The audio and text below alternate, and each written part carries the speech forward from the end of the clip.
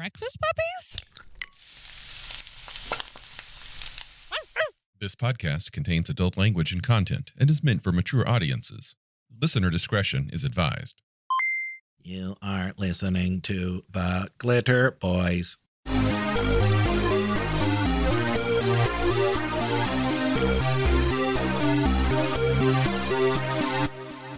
There are many terrible nemesis that you can be inflicted upon as a player in the various worlds. There is, of course, the traditional dragon. There's the evil overlord. And then there is the trope of the Frankenstein monster, the thing that we have created that comes back to haunt us. Now, Rifts has something like that. In fact, it has, at last count, 9 of those in series, I believe. 9 unspeakable monsters? 9 of the same series of Critter that we're about to talk about. Isn't there 9 of them?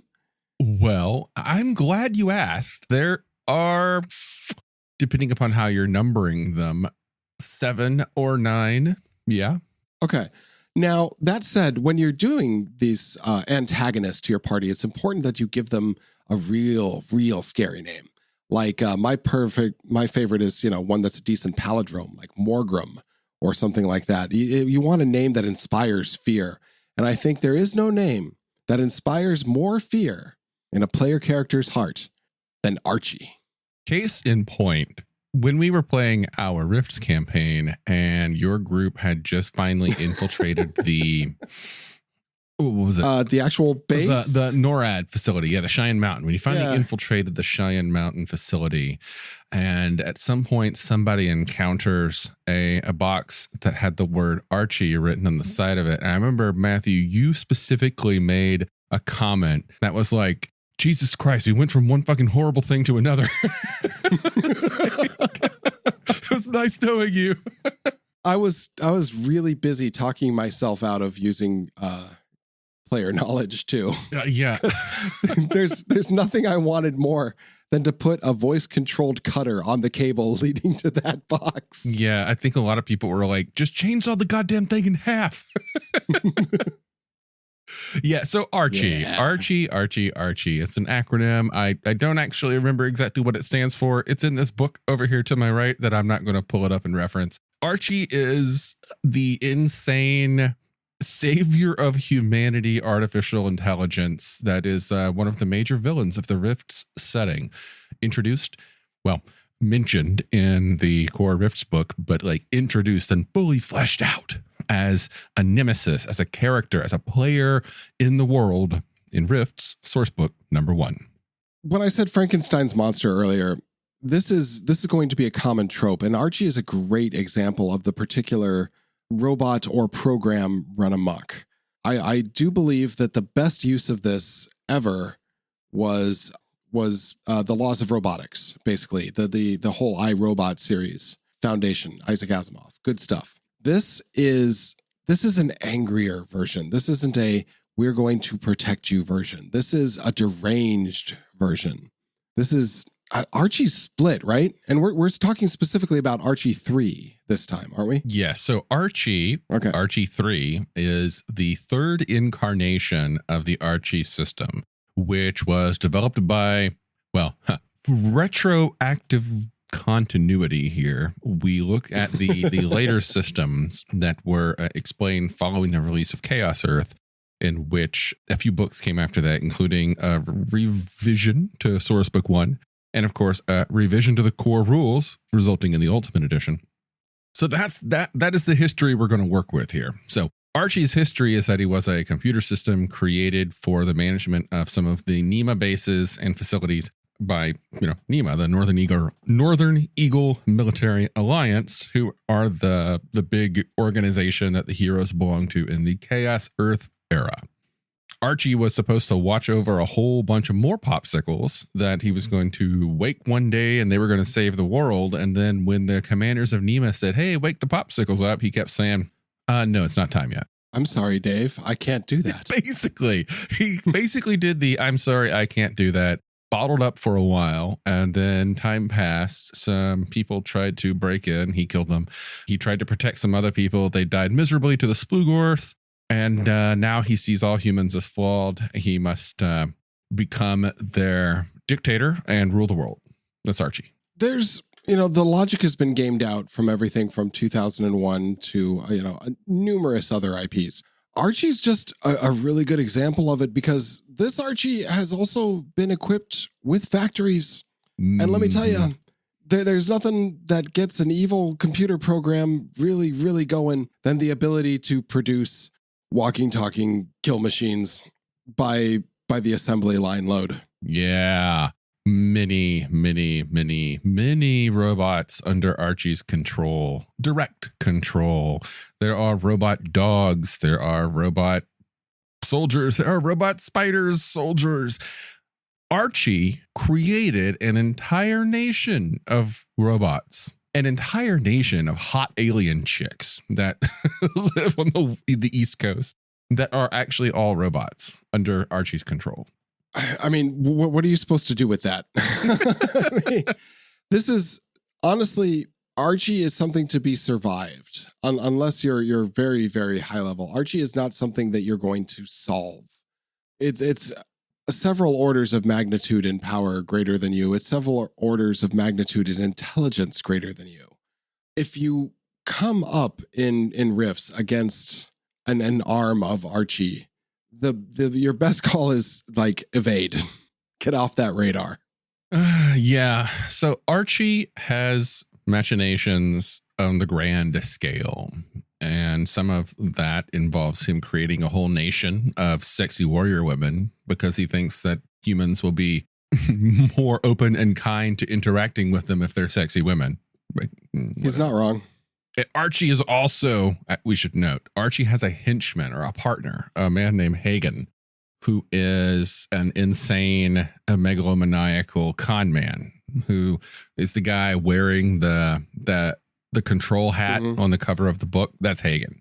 And Hagen is... I just call those Renfields. Yeah, Archie has a Renfield, but this Renfield is actually pretty smart, and he is the idea man. Many of Archie's designs since meeting Hagen have become... Well, many of Archie's current designs that we, attribute as Archie's trademark items only came because of him working with Hagen. Now, as I understand it, and my understanding is not as good as yours, Archie does not want to exterminate humanity. Archie just wants to control it. Yep. To keep it limited. Archie has really, really, really bad ADHD and does not like all the different things that humanity keeps going off and doing. Humanity is not organized, and by God, he is going to organize it. And if a couple billion people have to die, then that's just the price he's willing to pay, as I understand it.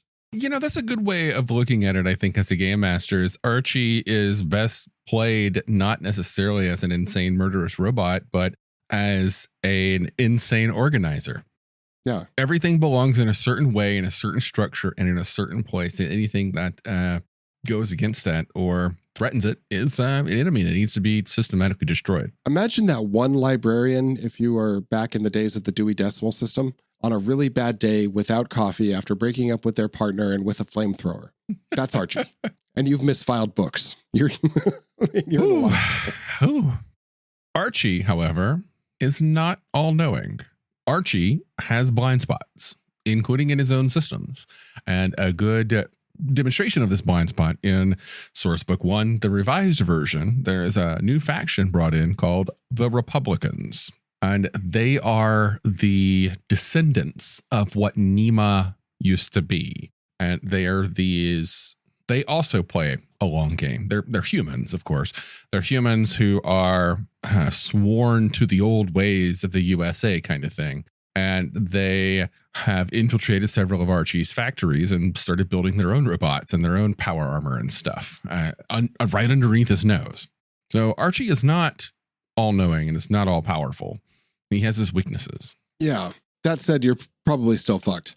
And no, Archie is terrifying, mainly because Archie 3 is like the third, and there's 7 of these things, and that's just 7 or 9, and that's just the ones that we know about. There's there's backups. Like there's no way that you can be sure of restarting it. Archie is a machine plague, is what Archie is. I went through as many rifts and Palladium sources as I could and found what I believe to be all of the Archies. Okay. So we're going to start from the beginning, not necessarily the beginning as written into the books, but just the numerical beginning with Archie 0. Archie 0 is found in a sunken Cyberworks lab in the middle of a swamp. On page 142, Adventures in Dinosaur Swamp, Rifts World Book number 27. It is almost throwaway mention, but there's an Archie there. Okay. Archie-1 is mentioned in the Rifts Adventure Guide on page 179 as part of Adventure Seed number 94, A Homesteader's Surprise. And for some reason, this Archie radiates magic. Magic Archie. I don't know what to do with that. I don't either. Yeah, anyway, it's just put there as a seed. It's one of those mini story hooks that Palladium puts out. The Adventure Guide has like 100 of them, and some of them are pretty good. Archie 2 is housed at NORAD in Cheyenne Mountain, Colorado. It is mentioned in Chaos Earth, page 14. I used my own version of Archie 2 in our campaign. Now, didn't Scott's character become one with Archie? Isn't that what happened? Scott, sorry to pull it into our campaign, but that was a thing, right? He basically merged with Archie. Yeah. Okay. Yeah, he was a robot. Archie 2.5 is housed at NORAD in Cheyenne Mountain, Colorado. It is described in Rifter number 48 on page 16 of the NORAD Adventure, part 2. It is quite insane, useful as a villain. I must note, Matthew, I did not run that adventure. I mostly ignored it. Okay. Yeah, it was fucking weird. Yeah. I can't describe how tight as a player my butthole clenched when I read the name on that box. Because my character had no idea. Matthew knows what Archie is. Yeah. Finally, we'll say next we have Archie 3. Archie 3 who we're talking about right now. Rift Source Book 1 is like 80% developed to Archie. A whole adventure about him in there, which is kind of cool. You meet a lot of some of the background characters, some even more insane humans connected to Archie. And then you get into this big fight with the big old Archie brain in it. Hint, hint, that's not Archie. All right. Archie 4 is initially installed at the Mare Imbrium moon colony. At some point during the cataclysm, it falls and ceases functioning. It is mentioned in Chaos Earth, page 14. Archie 5, you can assume, was a Mare Imbrium successor, and Chaos Earth, also mentioned in Chaos Earth, page 14. Archie 6 was another successor at the Mare Imbrium moon base as well. And then finally, Archie 7 is in space. It is currently active and functional in the Mare Imbrium moon colony as a successor to numbers 4, 5, and 6. And it is fully detailed in the Mutants in Orbit book, starting on page 61. Now, fun fact, Archie 7 is functional and sane. I wonder if you can copy that code. Like, can you patch Archie? Right there, GMs, you have a brand new campaign seed, the quest to patch Archie. And then imagine if you run this quest, you send the players on this mission, they have to somehow get up to the Mare Imbrium moon base. They get up there and they deal with all of the mutants up there, right? And they infiltrate that and they get Archie 7's source code. And then they come back down to Earth somehow. They get back through the satellite field or whatever. They come back down to Earth and they use that source code to try and patch Archie. The twist is they have now exposed Archie 3 to Archie 7's source code. Archie 3 now knows how to interact with the rest of the satellites because I think we mentioned before, Archie has access to one satellite, a singular satellite, one. And now that he has access to that satellite, he finds a way to use that code and then access all of the other satellites and then take over Archie 7. And congratulations, you've created a space monster. I'm curious, what happened to the rest of the Archies in Mare Imbrium? It never says. So possibly 7 doesn't have that long of a life expectancy, like historically. Oh, interesting. Maybe it could be. Well, okay. So Archie 4, as Chaos Earth says, during the cataclysm, Archie 4 fell. No details on what that means, but it fell. Like, that's it. Just it's fell. Like fell or die or like tumbled off a cliff onto Earth or? Doesn't say. It was replaced by Archie 5, Okay. which was then later replaced by Archie 6, which is then later replaced by and currently in place with Archie 7. It makes me feel that there's something going on there not mentioned. There could be. Maybe that's just one of those hooks placed there for the GM to fill in on their own. Yeah. I would think that a sane Archie is not able to deal with an insane Archie, because an insane Archie knows the bounds that a sane Archie would work within and is utterly comfortable with exceeding that programming. Yeah. I will agree with that. I don't think that Archie 7 would be a match for Archie 3. I think that it might be seen as a hope of salvation, but I think that any player who is not listening to this episode and is wise to the ways of rifts will probably stop and think, no, this is a bad idea. Yeah, like I got really enthusiastic there for a second, and then I'm like, no, this is really doomed to failure. But, right? What if it's doomed to failure in an Empire Strikes Back kind of way? Like Archie 7 can hand you the boot disc? No, like we get the code, and then at the end of the movie, we apply the code. Archie uses it to reverse engineer the AI that you're trying to use to patch him, ends up taking over space and the moon base. And Archie 7 no longer exists. Everything is Archie 3. End of the second movie right there. Mm-hmm. Who loses the hand? There's probably a lot of lost hands. Okay. This is a mega damage setting after all. Fuck. You know what? Don't even bother with it. Just stay clear. If you see those acronym letters with dots in the middle, just don't. Just run. Go play with dragons or vampires. It's safer. Here's the problem. There's a good chance you're probably already in Archie's network, because one of the more famous and well-loved lines of adventuring gear is made by a company called Titan Robotics. They make great robots. They have great power armor. Adventurers love them. Because it's cheap too. Archie owns Titan Robotics. All Titan Robotics creations are fit with a tracking thing and a data collection signal that brings data back to Archie. Are you saying Archie is Facebook? Archie kind of is. Yeah. Yeah. And Rift's Earth, written far before the time of Zuckerberg. Now I'm just kind of picturing how the Rift's cover, the Sourcebook 1 cover, would look differently if that was just the Zuck sitting there. But I want that high forehead, low bang thing to be like the face of one of his minions. Needs to be Zuckerberg. Riffs, Kevin, you need to instruct your artists on the next. I mean, he's got some cool robots, and imagine how much more terrifying they would be if they all had Zuck's face on them. So there's a lot of adventure hooks there. I didn't pick up on the Titan robotics thing, but what if all of a sudden you could do a lot with that? Like, what if all of a sudden you weren't in control of those suits? What if all of a sudden, like, is there a Matrix aspect to it? Like, is there a way that he uses humans as like storage or power or computing or raw materials or anything like that? Is there any mention of anything like that? So far, no. I haven't seen anything like that. However, tangentially, Rift Sourcebook number 2 is titled The Mechanoids.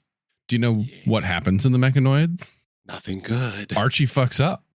Experimenting with some technology opens a rift through which enter this world, the Mechanoids. So while Archie himself doesn't experiment with people, really, the Mechanoids are those destroy or convert kind of Cybermen style characters. So if anything, Archie's the opposite, because I believe in that adventure, you actually team up with Archie in some way to beat back the Mechanoids. Please see our episode on the Mechanoids, available at glitterbois.com. There is a lot of potential here with Archie because so much is connected via computers and shit in Rift's Earth. Archie has the ability to be very widespread. Archie is also, I believe, the only faction on the planet that has access to a satellite, an actual satellite floating in space. Now, that satellite, I believe, is in a geostationary orbit over North America, specifically kind of looking down over the Manistique Imperium Northern Gun area, because that's where the Titan Robotics stuff is. I think. I might have gotten the location wrong, but But still, he has a satellite. Just one, but no one else has any. That was never made clear to me. What happened above Earth? Why is it no satellites? Why can you not go high? What's happening there? Well, the real short version is, and it's explained in Mutants in Orbit, there are killer satellites out there that will shoot down anything that comes up. Many of them are controlled by the various factions up there that do live in the orbitals. And those factions also do send out people that routinely shoot down anything that comes up from the planet. Okay, because I've never read Mutants in Orbit. It's a good book. All right. Okay. What's cool about that book is it's essentially two books, because it's presented as a source book for Rifts and for After the Bomb or Teenage Mutant Ninja Turtles. And for every location that it goes through in the book, it gives you the After the Bomb version of that location and then the Rifts version of that location. Because again, Excellent. Palladium, Apocalypses, a lot of them are pretty parallel. Tangentially, did Rifts also lose the Teenage Mutant Ninja Turtles thing? Is that why they went to After the Bomb? Yeah, that we'll hear more about that as we dive through the Rifters. I believe it's a Rifter 9 or 7 or somewhere around there talks about it. I forget the exact number. Yeah. Okay. But yeah, they lose the Ninja Turtles. I think they might not just have lost it. I think they gave it up. Oh, that's silly. Yeah. So let's talk about really quickly why the Frankenstein style monster is so compelling to humans, because Archie is one of those. Some of the greatest villains of all time are our own creations turned against us. Mm-hmm. Now, as a tool users and creators, this is something that strikes really near and dear to our souls, because we trust our tools. We believe in our tools. Our phones are our assets. They're our allies. They connect us to the world. They allow us to see farther, communicate better. And the thought of something that we have made overcoming us is uniquely terrifying. It's not an eldritch evil. It's not a Cthulhu. It's not an outsider. It's not a demon or an alien. It's our own hubris coming after us. It's our own cleverness coming after us. And Archie is one of those. And I've always felt that those make the best, most terrifying villains, because they are the best of us, but they also show the worst of us. And they show it in a uniquely human way that nothing that is from the outside that is not human can do. The alien is the alien. An animal is an animal. A force of nature is a force of nature.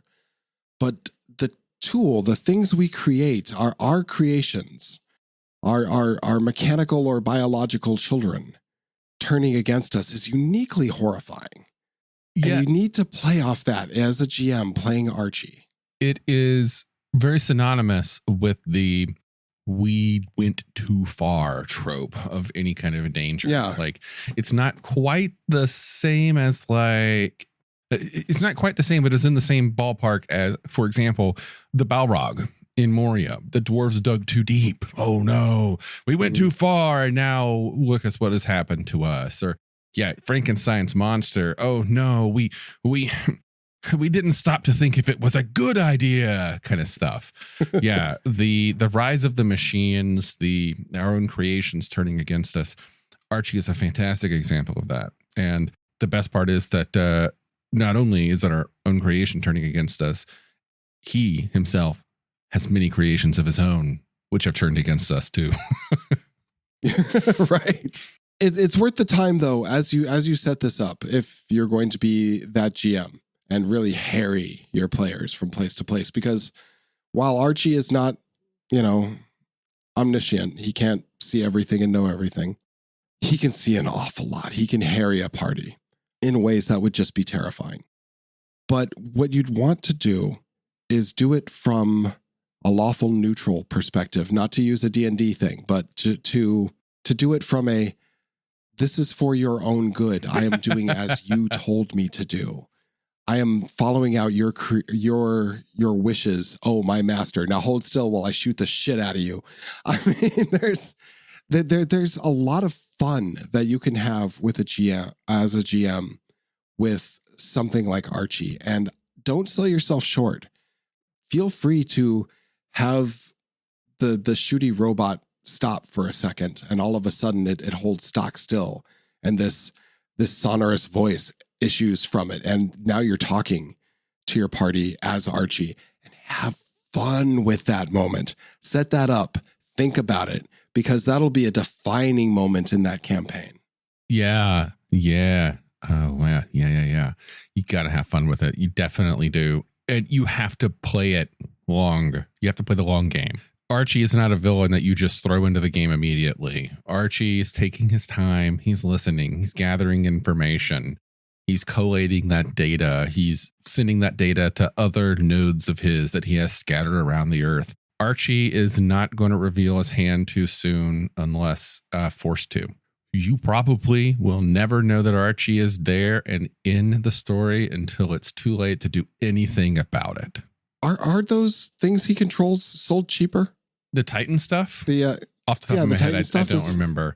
I always forget how much everything costs. Again, Rift's economy, money. We'll talk about that in another one. Just think evil Facebook. Like when Archie speaks to you, he knows you. He knows your family. He knows your likes. He knows your dislikes. He has probably been listening to your radio chatter.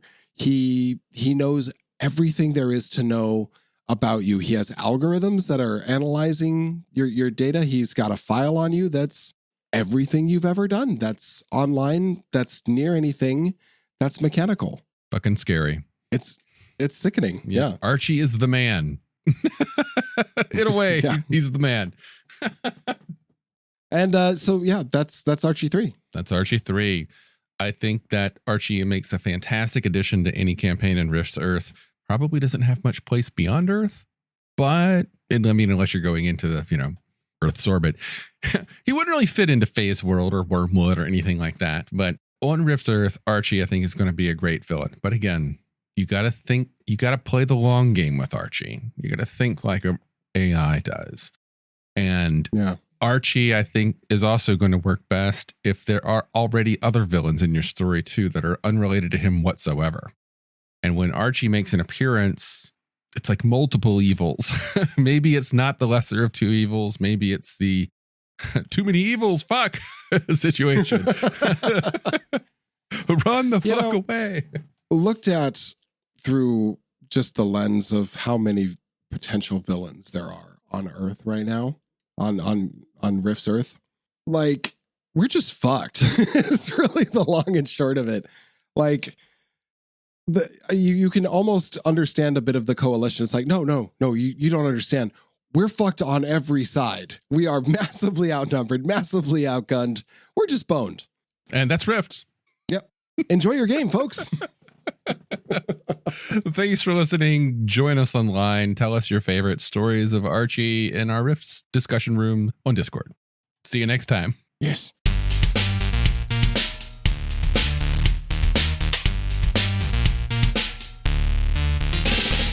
You've been listening to The Glitterbois, a Palladium Books fan podcast. Glitterbois, Rifts, the Megaverse, and all other such topics are the property of Kevin Siembieda and Palladium Books. Please buy all their stuff and help keep them in print and making more games. You can order directly at palladiumbooks.com, and their entire catalog is available digitally at Drive-Thru RPG as well. Our opening music is 8-Bit Bass and Lead by Furby Guy from freesound.org. This closing music is Caravana by Philip Gross, available at freemusicarchive.org. All sound effects used are self-made or acquired via Creative Commons Zero license. If you like what you have heard, find us on Twitter and Facebook as The Glitterbois. That's BOIS. And check us out online at breakfastpuppies.com/glitterboys. And also join us on the Breakfast Puppies Network Discord at breakfastpuppies.com/discord. And if you want to help us out, please spread the word and help us build a community. Thanks again for listening. We'll catch you next time.